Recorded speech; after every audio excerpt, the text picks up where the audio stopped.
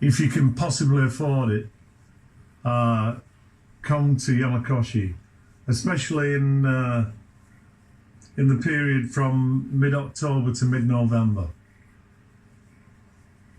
If you're preaching to a koi enthusiast, and you get here between mid-October and mid-November, the one word would be nirvana.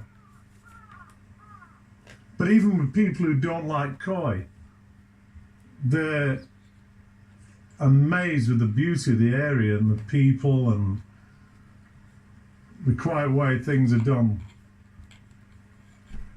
I got a feeling that the people who live in these mountains and have lived there all their lives, I think by nature they have to be a stronger breed of person than, say, the person who is a bank clerk in Nagaoka City or a shop assistant in Ojiya. This area, although today is a beautiful spring day, in winter must be horrendous, even in today's modern age of four-wheel drive vehicles and proper roads, road signs, water, electricity. It's not so long ago that just wasn't available.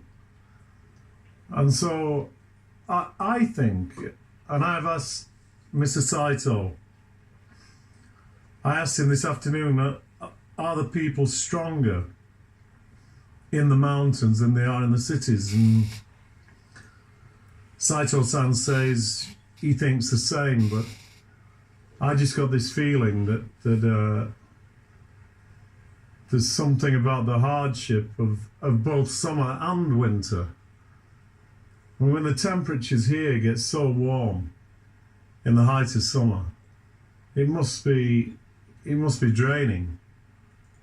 The big problem is that once you're here, how do you find your way around? I mean, this place is a myriad of winding, twisting roads, and they all look the same to the first-time visitor. They look the same. The houses look the same. The people look the same. So it's remembering how to get to a place, remembering the person's face and the house and the koi. It is possible for anybody to get here, but getting around, well, hopefully this should help people who would like to do it and come themselves and experience the adventure.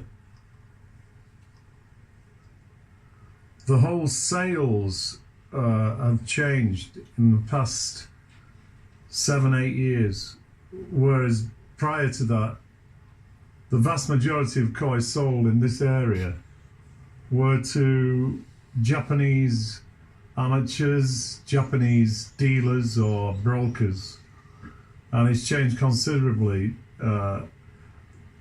in these past 7 years, where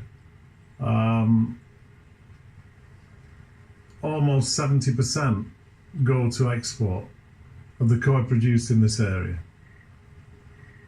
The market in places like Europe and America and maybe Southeast Asia, as I see it now, is continuing to escalate every year. So the future looks good. You've only to look around and see the investment that many breeders are making. New koi houses, more mud ponds to cope with the demand.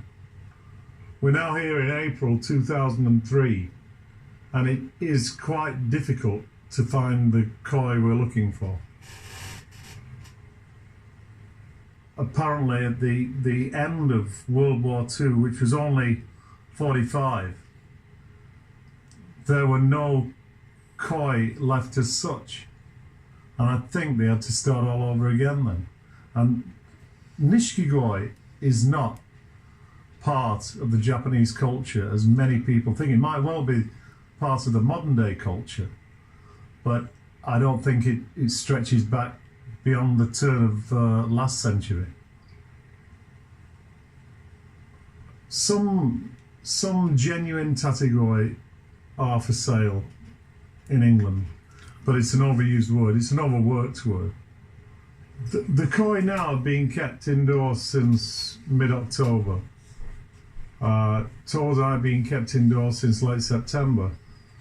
And it's about this time we've seen it this afternoon, koi being placed out in the mud ponds for the 100 days of summer.